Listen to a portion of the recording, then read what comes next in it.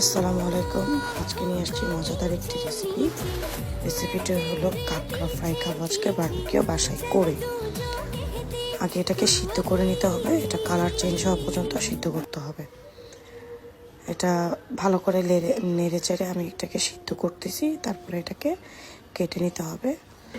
আজকে আমার এই ভাইয়ের বউ এগুলো রান্না করবে, খুব ভালো রান্না করতে পারে কাঁকড়া। পেঁয়াজ, কাঁচামরিচ, টমেটো এটাকে আমি গ্রাইন্ডার জারে দিয়ে দিচ্ছি। হালকা গ্রাইন্ড করে নিতে হবে, ভাঙা ভাঙা।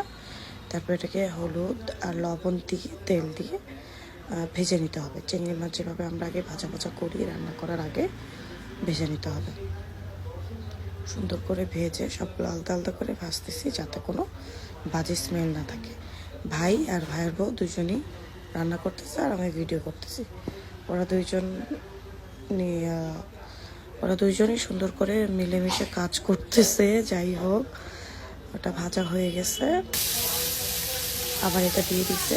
ফার্স্টে তার কাঁকড়া বডিগুলো ভাজছে, তারপরে এই পাগুলো ভেজে দিতে। এখন ছোট পা বড় পা মানে আলাদা আলাদা করে ভাজতেছে, যাতে এটা স্মেলটা না থাকে। তারপর বেশি করে তেল দিয়ে দিল, সয়াবিন তেল দিয়েছে, পেঁয়াজ দিচ্ছে, কিছু হালকা পেঁয়াজ দিচ্ছে, বাকিগুলো তো গ্রাইন্ডারে মিক্স করে নিচ্ছি। এটাকে হালকা ভাজা হলেই পেস্ট করে রাখা যেটা আছে ওটা দিয়ে দিবে। এই যে দিয়ে দিচ্ছে, যা পেস্ট করা ছিল, টমেটো, কাঁচামরিচ আর পেঁয়াজ পেস্ট করা, তাকে দিয়ে দিল। তারপর এটাকে ভালো করে ভাজতে হবে। ভাজার পর এটা আপনি রান্নার মধ্যে যত কষাবেন তত মজা হবে। মশলা দিয়ে কষাবেন যাতে কোনোটারই কোনো স্মেল না থাকে। এখন আদা রসুন দিয়ে দেওয়া হচ্ছে পরিমাণ মতো, মনে হয় 3 চামচ টেবিল দিয়েছে। এখন দিল হলুদ দিয়ে এটাকে আবার ভাজা হচ্ছে। এটা ধনিয়া গুঁড়ো দিল,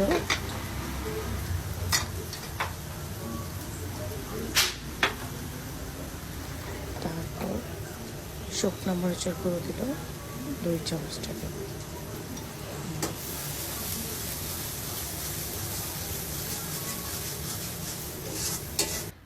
ভালো করে ভাজতে হবে। এটা গরম মশলা যা যা থাকে, লং, এলাচ, দারচিনি সব কিছু ব্লেন্ড করা আছে, ওটাই মশলা দিয়ে দিল করে। এটা আমার সব কিছু বাসা হোমমেড করা, আমি কিনে আনি না, নিয়ে এসে ভালো করে ব্লেন্ড করে গ্রাইন্ডারে মিক্স করে রাখি।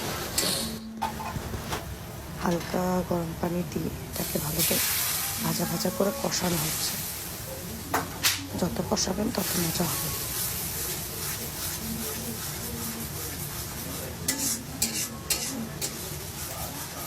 ভেজে নেওয়ার পর দিয়ে দিবে, ভালো করে মিক্সড করে দেখতেছে কী কী লাগবে। আর হালকা একটু টেস্টিং সল্ট দিয়েছে, যেহেতু বারবিকিউ রান্না হবে।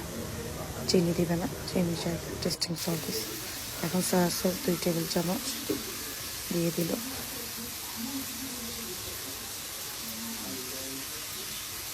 তারপর দিবে সয়া সস, তারপর দিবে 2 টেবিল চামচ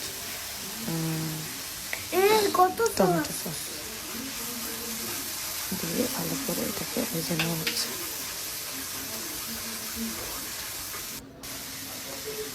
1 টেবিল চামচ ভিনেগারটা দেওয়া হলো স্মেলটা যাতে না আসে। আর গুঁড়া দুধ 5 টেবিল চামচে, লেবু চেপে দিয়ে এটাকে টক দিয়ে বানানো হয়েছে। ভালো করে কি সুন্দর কালার আসছে আমার।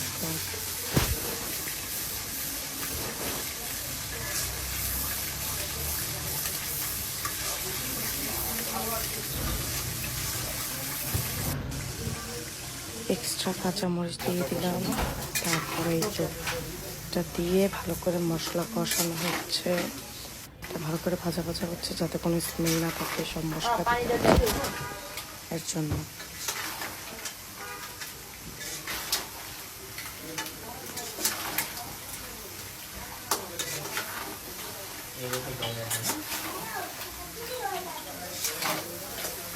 আপনারা এখন এখন গরম পানি দিয়ে দিছে, ভরে দিছে যাতে এটা একটু গলে যায়, না গলে খেতে মজা লাগবে না। তারপর এই যে ভাজা ভাজা হয়ে গেল, ডান।